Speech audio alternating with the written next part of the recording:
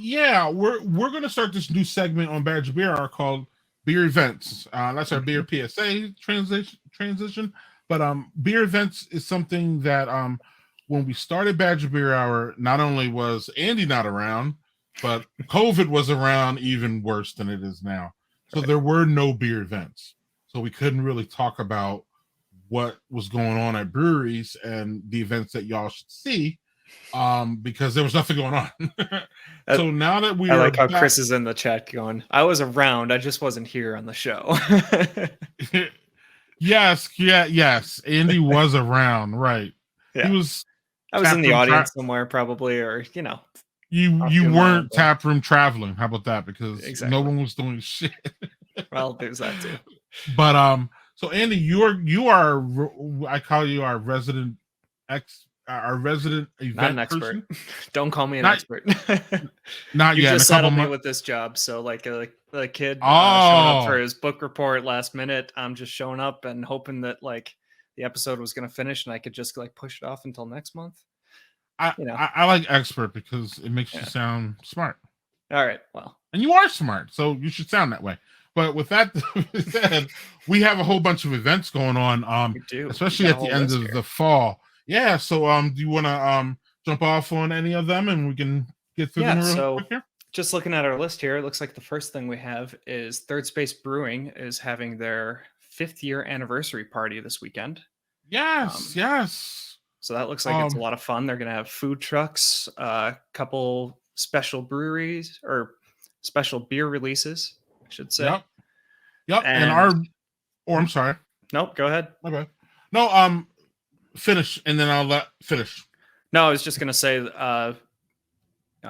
they have an interesting thing called a zero waste party. So I'm assuming that's something about sustainability or being green, something along those lines. So very much on brand for them. Yep, and I know the Beer Baron has something he wants to talk about, so we're going to bring him on real quick. I got one for this. So the one of there's two special beers that they brewed for this this party. One is it's an IPA called Rock the Green, and Rock the Green is the sustainability nonprofit that they're partnering with for this event, and they're doing all that zero waste thing and recycling and all that stuff. But also the other beer that they're making is, get this, this is a 3-year Solera triple barrel. I guess it's like a barley wine, kind of like an old ale. And so the way this works is they brewed this beer 2.5 years ago. It was not actually a full 3 years, but 2.5 years ago they brewed this kind of big old ale, like a caramel bomb with raisin and honey, and then they threw that in some bourbon barrels. So 8 months in the bourbon barrels, racked it out, left 25% of the liquid behind. So the rest of that goes into brandy barrels, 8 months, and then they racked that off and left similar proportion behind, and that went into sherry barrels. And these are so the progression is brandy, or I'm sorry, bourbon, brandy, sherry barrels. And then each time that they moved the beer along, they left a bunch of it not a bunch, but a significant portion of it behind, and topped it with a fresh version of that beer. So the idea is every year they'll be doing this progression through again. So there's a lot going on in that, and they're selling these bottles it's 500 milliliter bottle for $25, and it is really something. It's the super deep and complex. The sherry is definitely that's the last barrel, so I guess it kind of makes sense, but you can feel that kind of, that vanilla kind of oaky, spirity, brandy or the bourbon aspect. There's a little bit of that kind of more vinous, grapey, brandy stuff, and then there's the sherry, which is like this kind of raisiny, almost prune, and then like it's really something. And then, I mean, that all sounds pretty like kind of sweet, but it's pretty well balanced. And it ended up, the beer went into the first barrel around like 10 to 12% is what Kevin Wright, brewmaster Kevin Wright told me. It finished at 16, so it picks up a ton of spirit, character, and alcohol too. And so the thing that's really interesting to me is like these barrels are aging, and then they're going to be swapped out. So like for the version that they just brewed, they swapped out the bourbon barrels for clean, or not clean, but fresh barrels, because you can't use barrels forever and keep getting that spirit character. So each iteration is going to have different kind of barrel emphasis, maybe like, maybe this first year the bourbon is a little bit more forward because I don't know. It's all super. There's a ton of moving parts with it, and I think verticals of this thing, like probably 3 years out, are going to be super interesting. And I bought a couple extra bottles just so I could do that, because I think this is nice. So my misunderstanding, what you're describing with, is some of that original beer that went into those first barrels still in the barrels now? Yeah, the idea is to keep. I mean, this is inspired by the sherry. There's this one distillery, PX Sherry, that Kevin specifically cited. He got a chance to try this, and they've been doing this for like 300 years or 200 years or something. So like there's liquid, like certain molecules or something that might be like 200 years old. And that are still with this beer, this first version isn't technically a Solera because none of the old beer is still in here. It's just, moving through these barrels. But it's all going to be, it's all like, next year there will be, and that adds probably a little bit of like, it's like depth and kind of complexity on top of the three barrels doing their thing. You might get a little bit of oxidation and kind of that, like, just like the terroir of like the old stuff. I don't know. I think it's pretty cool. There's not, I mean, brewers are certain types of brewers, like Third Space, are very wary of saying that nobody else is doing anything like this. I don't think anybody's really doing anything like this, at least with this kind of beer. Solera is a pretty well established concept for sours, where you're you're leaving some behind to populate the next generation that happens. Yeah. So that's how basically how the beer propagates. But this is different. This is about age and complexity and just kind of changing the actual liquid rather than continuing it on in a way that is consistent. So I don't know. That's all. I just want to say it's a really cool beer, and you probably want to try it. So it sounds really cool. So the party is Saturday, which is in 2 days, and as you can see here, you can click here to pre-order 5 bottles, and that's why Chris said that when Chris said I ordered that, I'm assuming that's how you ordered them, right? Yeah, and you can pick them up. You don't have to pick them up on Saturday, so it's a limit of 5, and they're out there. They made there are 34 barrels involved in the whole process here, so that's there's a fair amount of this, but I think they're holding some back for well, I told them that maybe I should, this is maybe too much, but like I was talking with Andy Gale, and I'm like, you should probably do some like verticals for this in 3 years, right? Like $100 pack of like that's I don't know. Like I think after this beer hits tomorrow or Saturday, I think there's going to be a lot of interest in this in future years, and just seeing how this thing ages and progresses, not just in the bottle, but the actual, like, it's going to be different every year by design. So it's pretty cool. And we may not be able to say that other brewers aren't doing this, but we could pretty much firmly say that no one else in Wisconsin's doing this. No.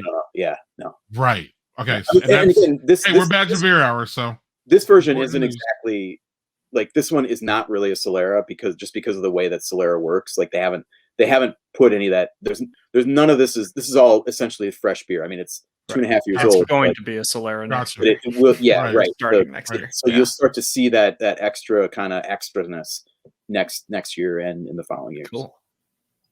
Very cool. Fascinating. Thanks, Chris. That's right. really cool. So that's Saturday. They're gonna have food trucks, everything. So if you're out in Milwaukee, hit that up. Mm-hmm.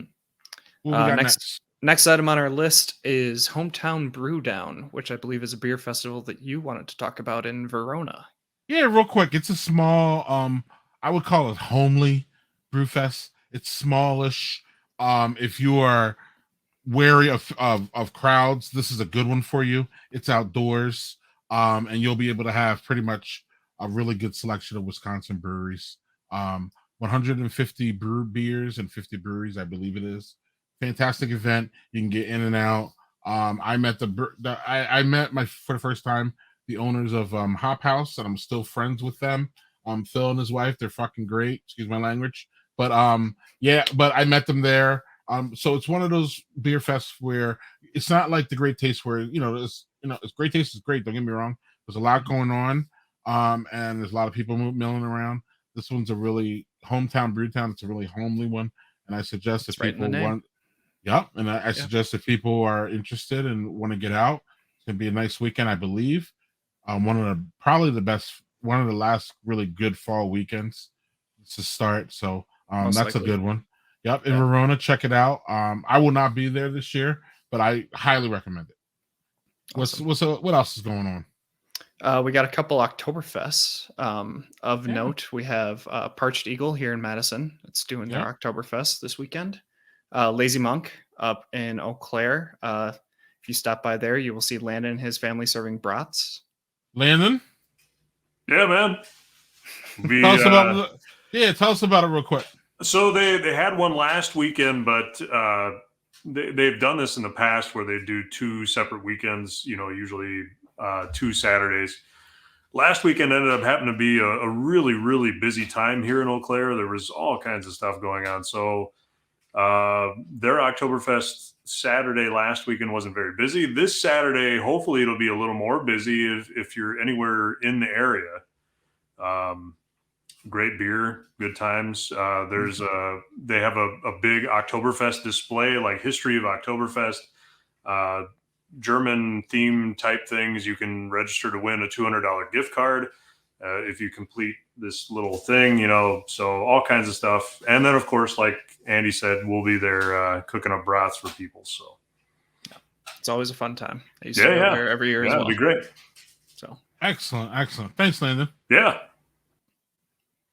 And then Valkyrie Brewing is doing their Oktoberfest on October 2nd. They always do it the first weekend in October.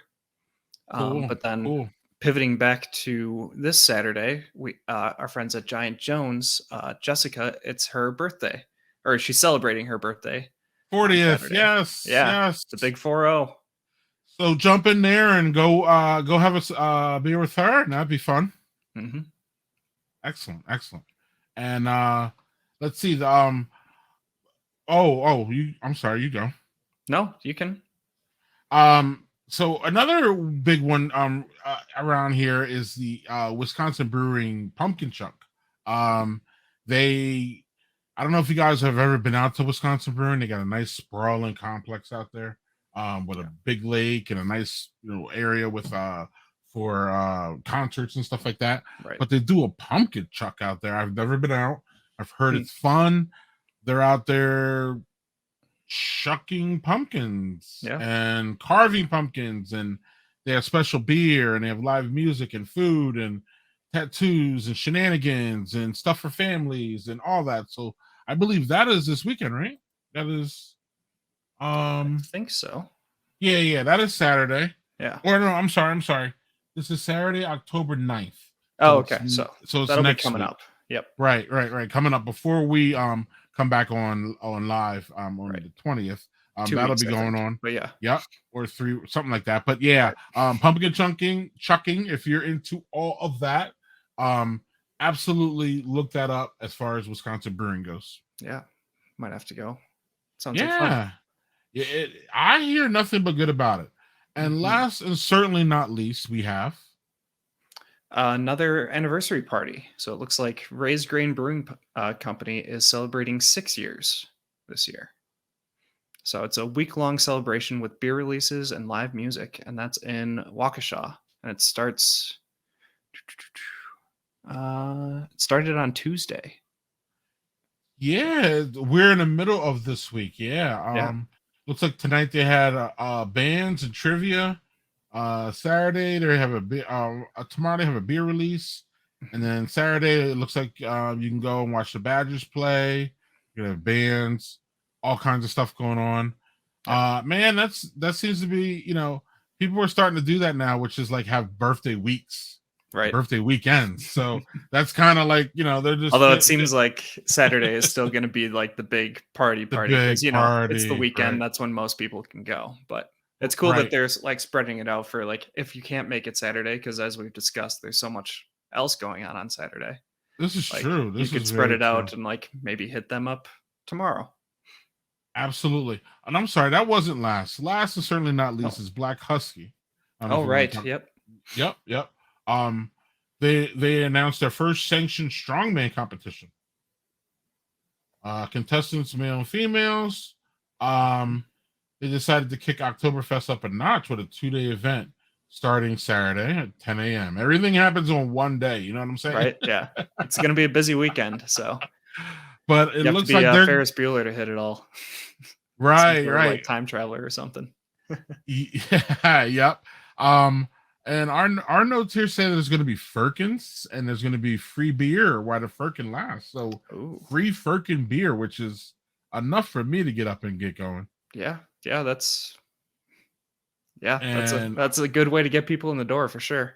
Although it also looks like they have Hammerschlagen, which is always fun if you've never played. I was gonna say, Oktoberfest food, a polka band, yodeling demonstrations, and a contest. I don't know what mass crew is. I'm not sure what that word is either. And a best dog costume contest. Oh man, this sounds fun. The event starts off with the Firkin Tappin tomorrow, 9/24, and then the festivities continue till 10, and then they start back up on Saturday. And I love this where they're, it's multi-day events. So if we can't fit everything on one day, so we're gonna like spread this out.